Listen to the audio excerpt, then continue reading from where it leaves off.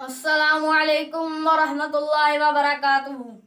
नहमदुहु व नुसल्ली अला रसूलिहिल करीम। अम्मा बाद। अऊज़ु बिल्लाहि मिनश शैतानिर रजीम। बिस्मिल्लाहिर रहमानिर रहीम।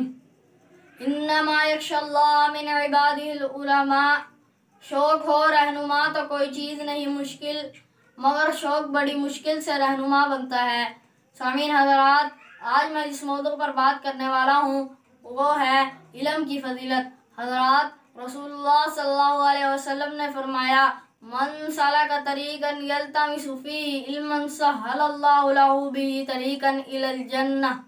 जो हसूल इल्म के लिए किसी रास्ते पर चलता है, अल्लाह ताला उसके लिए जन्नत का रास्ता आसान कर देते हैं।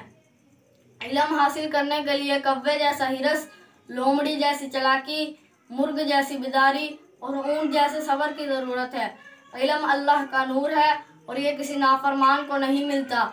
जैसा कि इमाम शाफी रहमतुल्लाह अलैहि ने फरमाया, शकौतु इला वकीइन सूअ हिफ्ज़ी।